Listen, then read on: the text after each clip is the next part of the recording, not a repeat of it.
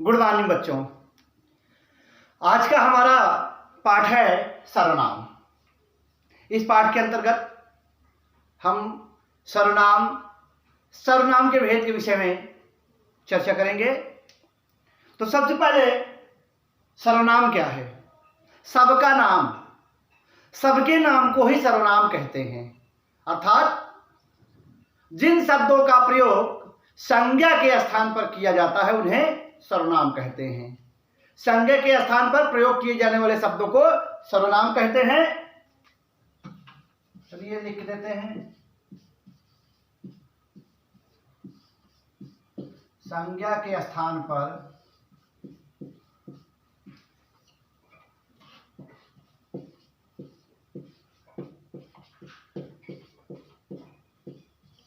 प्रयोग किए जाने वाले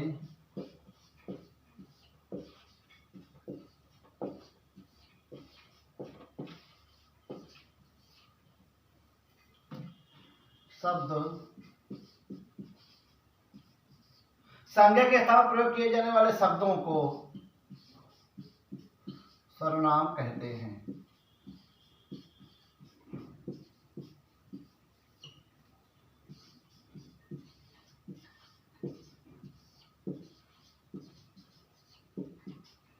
ठीक है ना।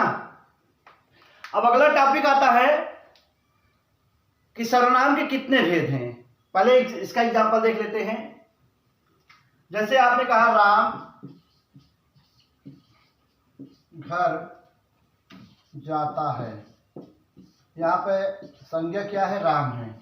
अब इसके जगह में हम कह दिया वह घर जाता है, या राम घर जाता है, वह तेजी से जाता है या साइकिल से जाता है, कुछ भी कह सकते हो। अब देखिए यहाँ पे राम की जगह पे वह किया गया। कौन तेजी से जाता है? राम तेजी से जाता है। तो ये वह हमारा क्या है? सर्वनाम है। आगे बढ़ते हैं सर्वनाम के भेद।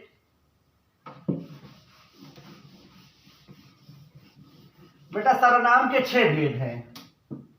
सर्वनाम के भेद नेक्स्ट हेडिंग।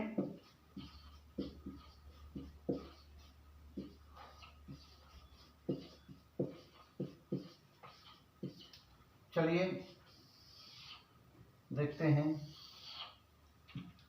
पहला हमारा पुरुषवाचक सर्वनाम।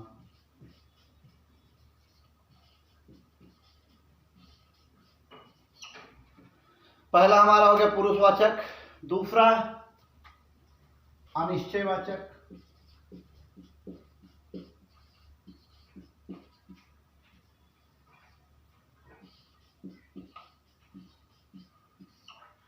तीसरा निश्चयवाचक।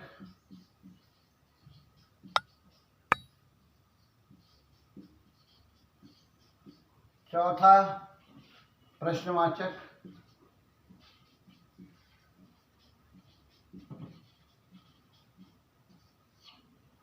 जगह कम पड़ जाएगा क्या?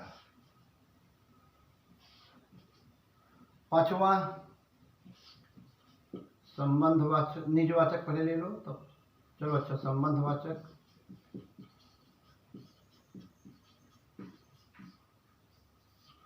अब अगला है निजवाचक।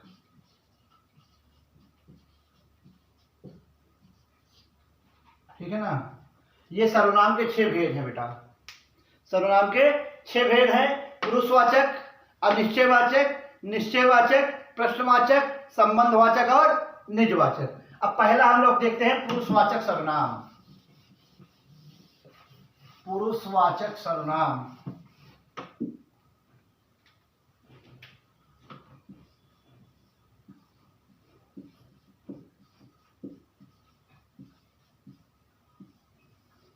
चलिए ठीक है ना। पुरुषवाचक सर्वनाम तो ऐसे सर्वनाम शब्द जिनका प्रयोग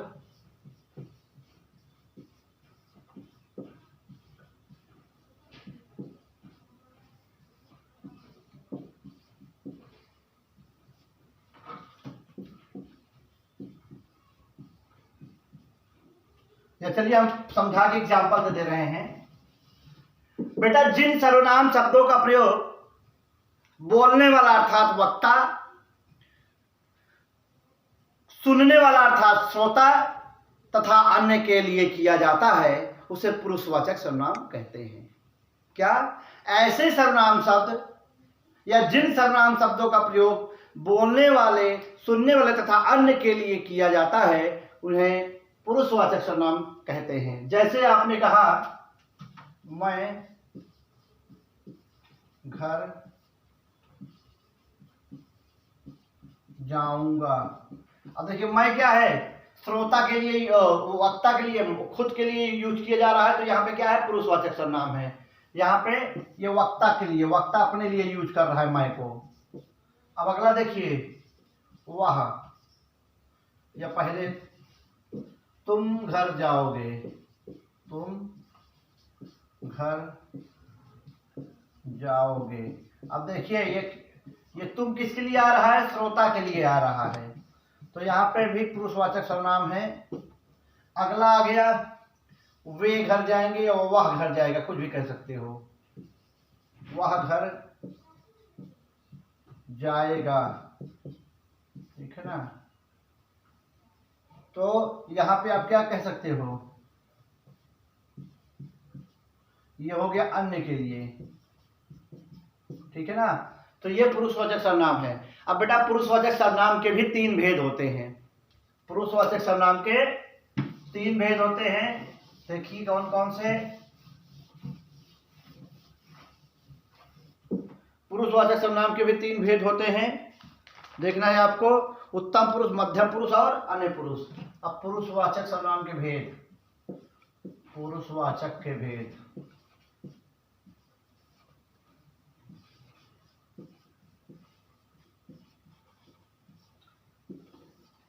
पहला हो गया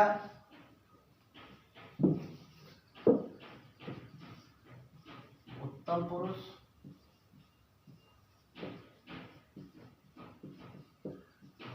दूसरा हो गया मध्यम पुरुष, तीसरा हो गया अन्य पुरुष।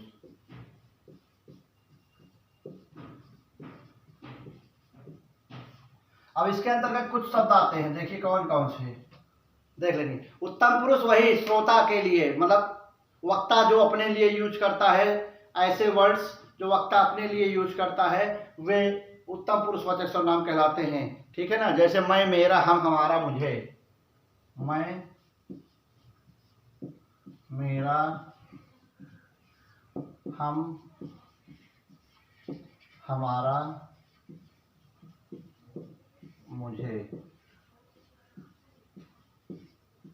ये देखिए क्या है, ये उत्तम पुरुषवाचक सर्वनाम के एग्जाम्पल्स हैं। जैसे मैं घर जाऊंगा, ठीक है ना, तो वहां पे क्या हो गया, वो अपने लिए यूज कर रहा है। ऐसे अगले में आ जाइए, तुम, तुम्हारा, आप, आपका। तुम, तुम्हारा, आप, आपका। ये श्रोता के लिए यूज हो रहा है बेटा, ठीक है। अब आ जाइए अगला, अन्य पुरुष में, वह, वे, उनका, उनके, ठीक है। वह, वे, उनका, उनके और उसका, एक और कर लो, उसका, ठीक है ना। ये पुरुषवाचक सर्वनाम के भेद थे। अब बेटा दूसरा है निश्चयवाचक सर्वनाम। दूसरा क्या है, चलिए निश्चयवाचक सर्वनाम, जिसको हम लोग संकेतवाचक सर्वनाम के नाम से भी जानते हैं। तो दूसरा हमारा आ गया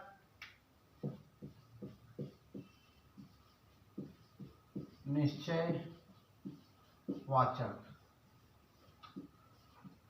तो सबसे पहले जानिएगा निश्चयवाचक सर्वनाम, ये संकेत करता है किसी की तरफ, तो इसको संकेतवाचक के नाम से भी जानते हैं, संकेतवाचक सर्वनाम के नाम से भी जाना जाता है।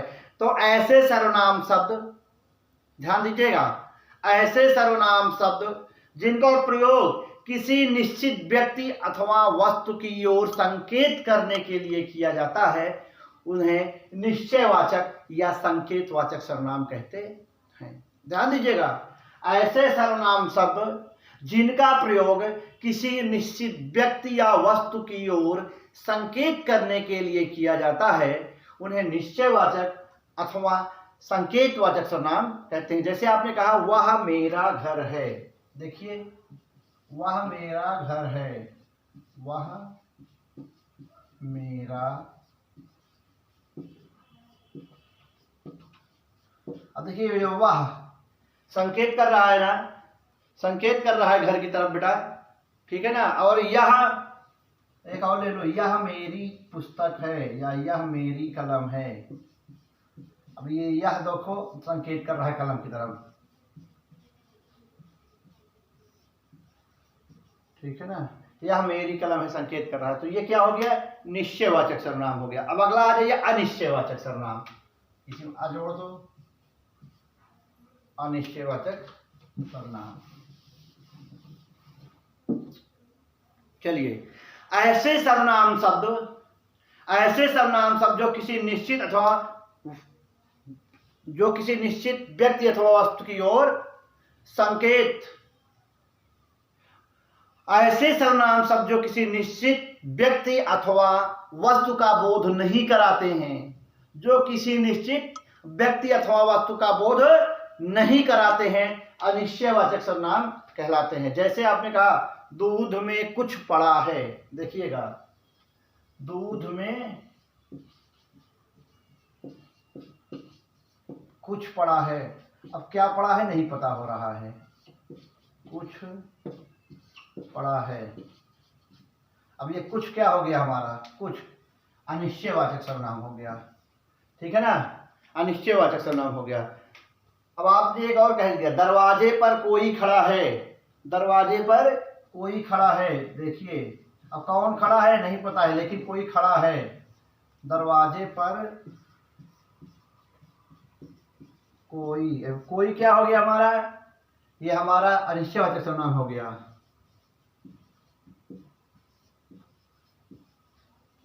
ठीक है ना, तो ये हो गया अनिश्चयवाचक सर्वनाम। अगला आ जाइए प्रश्नवाचक सर्वनाम। प्रश्नवाचक, जिन सर्वनाम शब्दों का प्रयोग प्रश्नवाचक,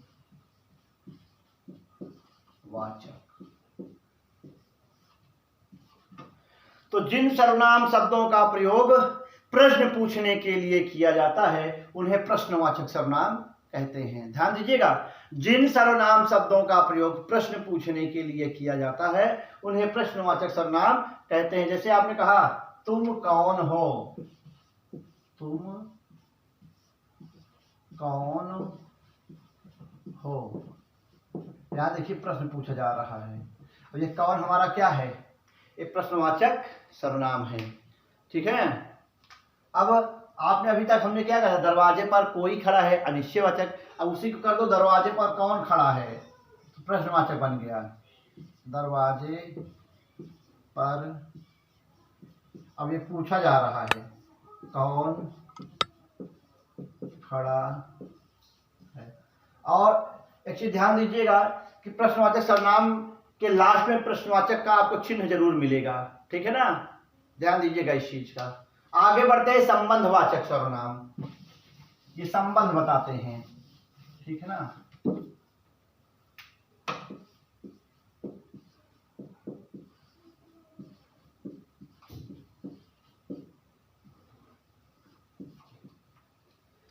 संबंधवाचक सर्वनाम, ठीक है, तो ऐसे सर्वनाम शब्द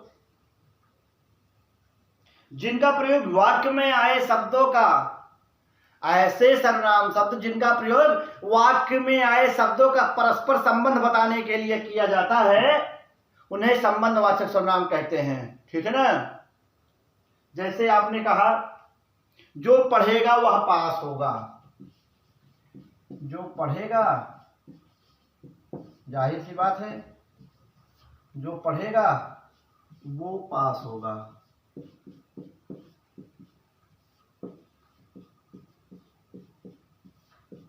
ये देखिए जो और वो, यहां क्या है, ये संबंधवाचक सर्वनाम है। जिसकी लाठी उसकी भैंस, ये बहुत कहावत कहने को मिलती है।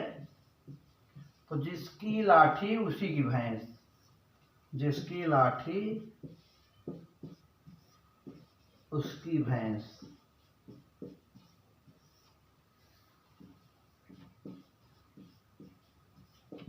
अब यहां देखिए, जिसकी और उसकी, ये क्या है, संबंध बता रहा है, ठीक है ना। लास्ट है हमारा निजवाचक सर्वनाम बेटा।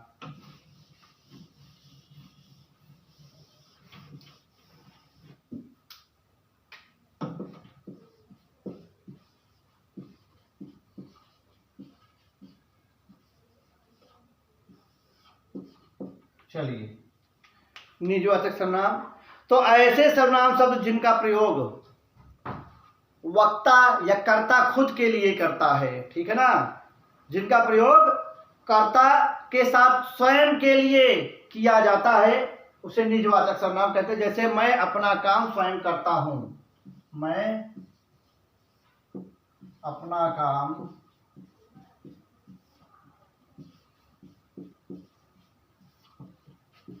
अब ये स्वयं, स्वयं किसके लिए आया है, स्वयं